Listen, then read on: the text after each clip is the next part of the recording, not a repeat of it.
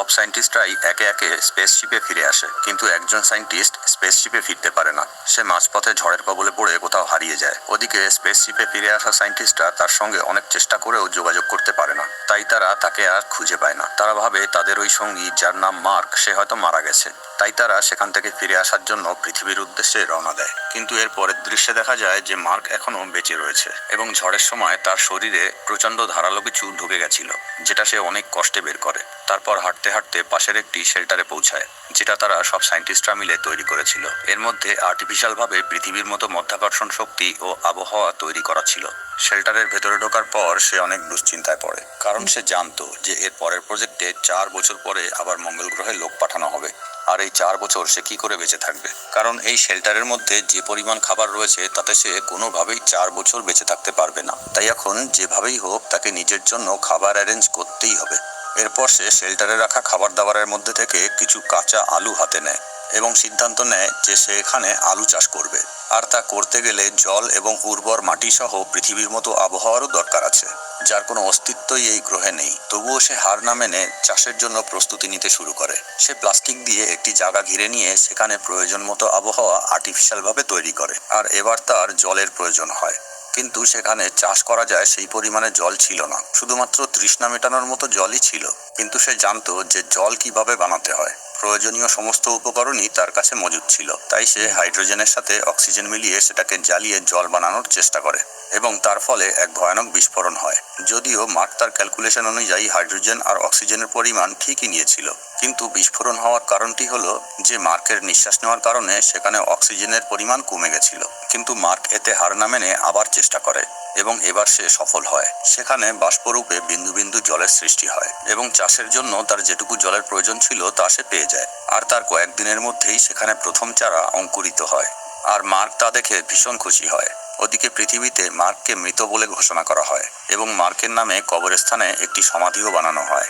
এরপর হঠাৎ একদিন এক অপারেটরের চোখে পড়ে যে পৃথিবী থেকে পাঠানো কিছু সরঞ্জাম মঙ্গল গ্রহে যেখানে রাখা ছিল তা সেখান থেকে সরিয়ে আরেক জায়গায় রাখা হয়েছে।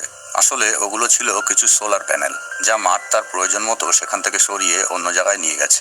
এরপর সেই অপারেটর এই দৃশ্য তার সিনিয়রদের ডেকে দেখায় এবং তারা বুঝে যায় যে সেখানে মার্ক এখনো বেঁচে আছে। এরপর সিনিয়র অফিসার বলে যে সে বেঁচে আছে জেনেও আমরা তাকে কোনো সাহায্য করতে পারবো না, কারণ তাকে উদ্ধার করার জন্য আমরা এখন এখান থেকে রওনা দিলেও আমরা সেখানে পৌঁছানোর আগেই সে খিদে আর তৃষ্ণায় মারা যাবে, কারণ পৃথিবী থেকে সেখানে পৌঁছাতে বেশ কয়েক মাস সময় লাগবে। আর মার্কের কাছে ততদিন বেঁচে থাকার মতো খাবারের সংগ্রহ নেই। ইতিমধ্যেই 70 দিন পার হয়ে যায়। মার্ক সেখানে একা রয়েছে।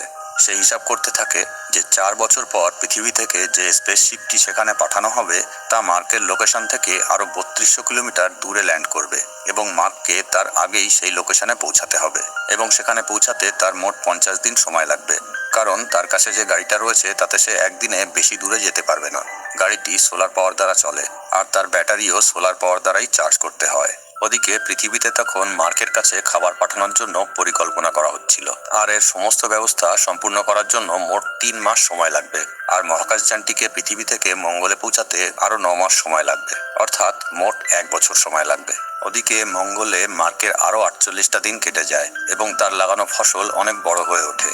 সে মোট 400টি আলুর চারা বড় করতে সফল হয়, যা কিনা সে নিজেও ভাবতে পারেনি। মার্ক যা আশা করেছিল তার থেকে সে অনেক বেশি ফসল ফলাতে সফল হয়। এবার সে সব আলু তুলে নেয় এবং বেছে বেছে যে আলুগুলো ছোট ছিল সেগুলো আবার লাগিয়ে দেয়। কিন্তু শুধুমাত্র আলু খেয়ে সে আর কতদিন বেঁচে থাকতে পারবে?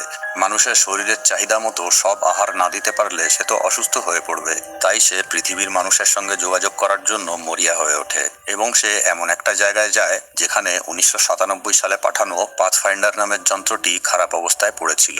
মার্ক সেটাকে মেরামত করে চালু করে ফেলে।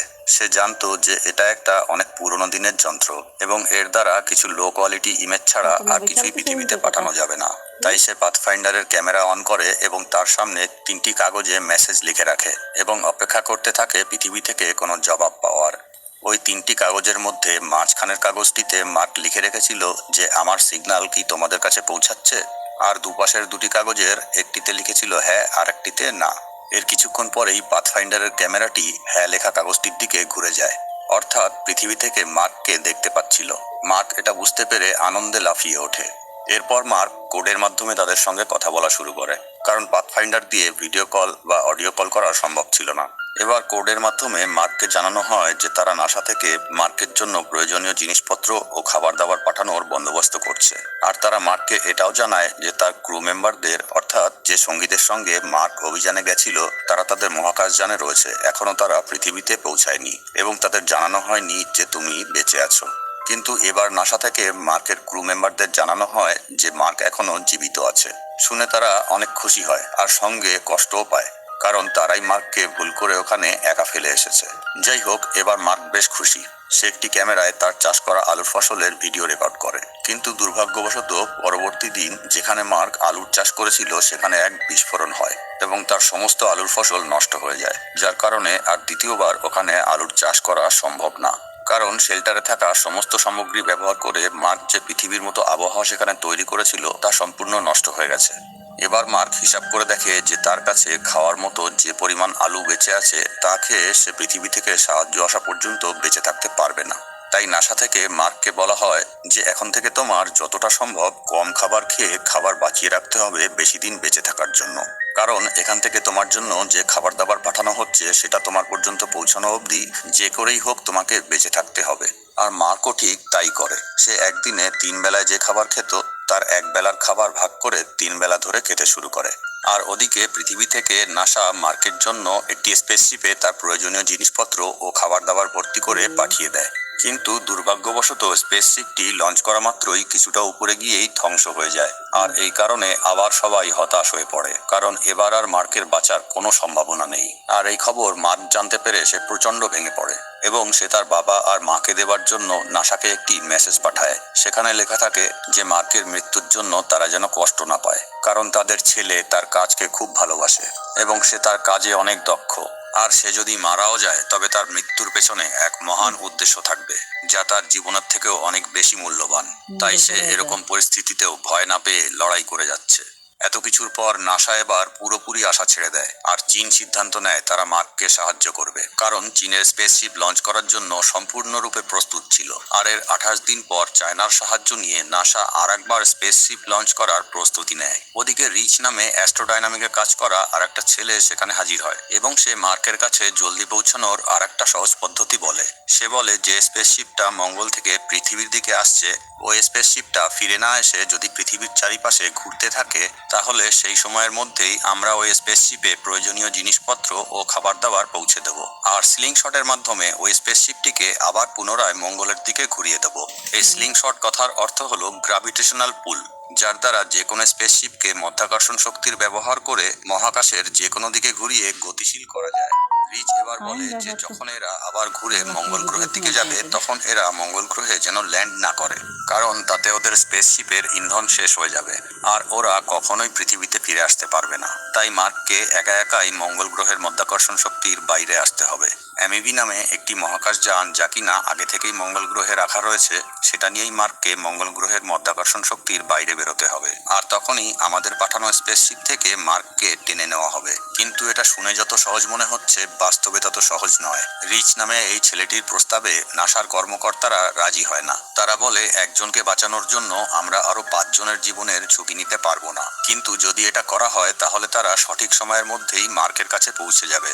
তবে এর কারণে যে স্পেসশিপটি পৃথিবীর মাধ্যাকর্ষণ শক্তির দিকে প্রায় পৌঁছে গেছে তাদের মিশন আরো 533 দিন বেড়ে যাবে। এত কথার পর অবশেষে নাসা সিদ্ধান্ত নেয় যে তারা এটা করবে না, কারণ তারা শুধুমাত্র মার্কের জীবন বাঁচানোর জন্য তাদের 5 জন অ্যাস্ট্রোনটের জীবনের ঝুঁকি নিতে রাজি নয়। ওদিকে মার্ক তার কাজে লেগে যায়।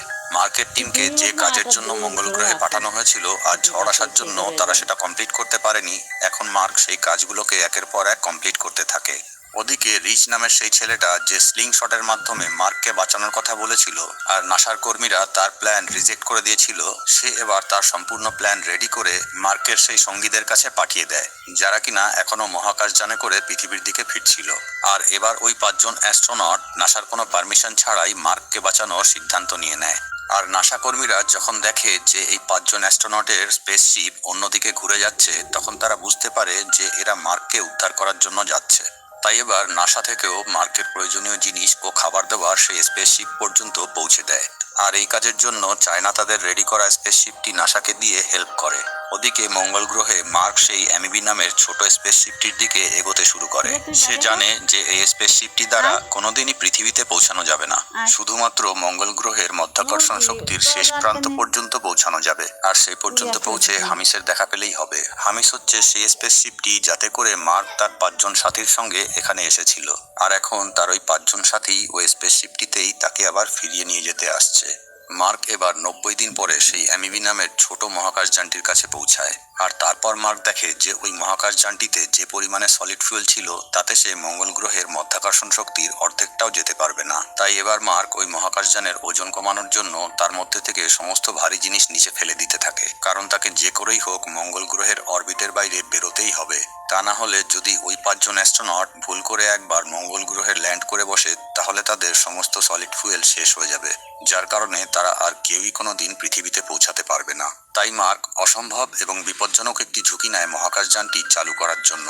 সারা বিশ্বের লোকের নজর এখন এই মিশনটির দিকে। মার্ক এবার তার স্পেসশিপটি নিয়ে মঙ্গল গ্রহ থেকে টেক অফ করে, আর এবার মার্কের স্পেসশিপটি মহাকাশে উঠতে শুরু করে। আর মার্কের ওই 5 জন অ্যাস্ট্রোনট সঙ্গী তাদের রেডিওর মাধ্যমে মার্কের সঙ্গে যোগাযোগ করার চেষ্টা করে, কিন্তু মার্কের স্পেসশিপে অতিরিক্ত গতির কারণে যে চাপ সৃষ্টি হয় তাতে মার্ক অজ্ঞান হয়ে যায়। সেই কারণে ওই 5 জনের সঙ্গে মার্কের যোগাযোগ হয় না। তবে কিছুক্ষণ পরে যখন মার্কের জ্ঞান ফেরে তখন তারা যোগাযোগ করতে সক্ষম হয়, আর এরপর সবার মন খুশিতে ভরে যায়। কিন্তু এরপর আরেক বিপদ দেখা দেয়।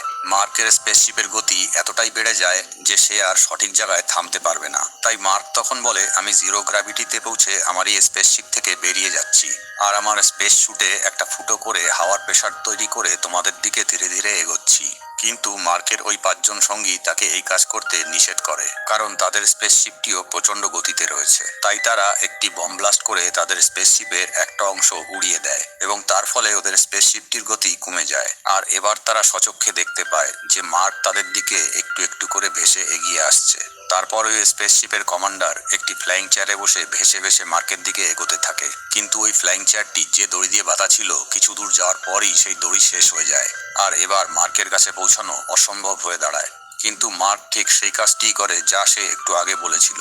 সে তার স্পেস শুটে একটি ফুটো করে ফেলে আর তার স্পেসশিপ থেকে বেরিয়ে যায় এবং হাওয়ার প্রেসার তৈরি করে কমান্ডারের দিকে এগোতে থাকে। এরপর যখন মার্ক ওই কমান্ডারের হাত ধরে তখন তার হাত ফসকে মার্ক অনেক দূরে চলে যায়, কিন্তু যে দড়িতে কমান্ডারের চেয়ার বাঁধা ছিল সেই দড়িটা মার্ক ধরে ফেলে। আর অবশেষে মার্ক তার পুরনো সাথী এবং পুরনো স্পেসশিপে পৌঁছাতে সফল হয়, যে স্পেসশিপে করে সে এই মঙ্গল গ্রহে এসেছিল। এরপর মার্ক পৃথিবীতে ফিরে এসে অ্যাস্ট্রোনটদের ইনস্ট্রাক্টর হয়ে যায়। আর এই মুভিটিও এখানেই শেষ হয়। ভিডিওটি ভালো লাগলে চ্যানেলটি সাবস্ক্রাইব করার জন্য অনুরোধ রইল। বন্ধ করতাম,